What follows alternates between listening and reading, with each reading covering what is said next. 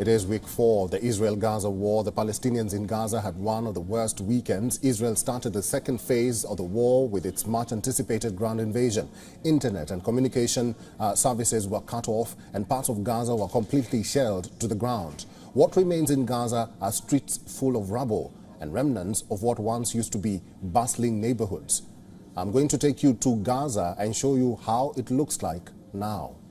Smoke has been billowing in parts of the Strip ever since Israel started its onslaught. Israel claims that in the past few days it has struck over 600 targets held by Hamas. Unlike the earlier incursions, Israeli forces are not returning after striking Hamas hideouts. They have been stationed inside the Strip and are expected to expand their ground operations. Most of the tanks have been deployed on the Salah al-Din road.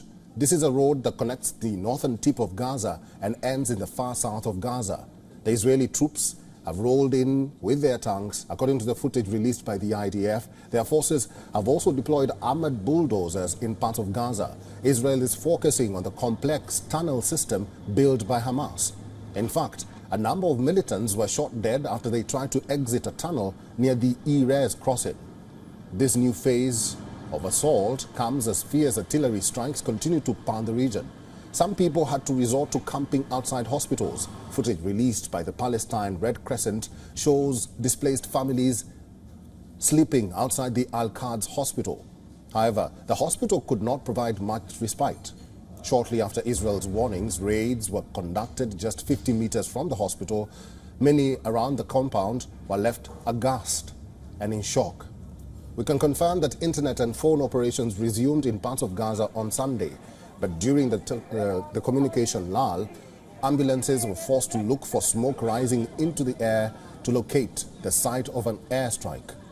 While leaders across the globe expressed concern over civilian casualties, that worry has not translated into a ceasefire on the ground. The NGO Save the Children has made an alarming observation. It says that more children have been killed in Gaza within 3 weeks than are witnessed in conflicts around the world annually. The situation is not any better for those who have escaped the airstrike so far. With the Strip under a complete siege, Israel has cut off supplies of food, electricity, fuel, water, and even toilets. So the only source of basic amenities is the Rafa crossing. To understand the situation on the ground, we reached out to the Public Information Officer of United Nations Relief and Works Agency of Gaza. We started to have some humanitarian aid coming into Gaza a couple of days ago. But again, those trucks of humanitarian aid did not include fuel. They included a few medical supplies, food, clean water. But again, what got into Gaza is very, very few. It's like a drop in the ocean. Again, no fuel so far. And without fuel, UNRWA cannot actually operate its desalination plants to generate or to provide clean water.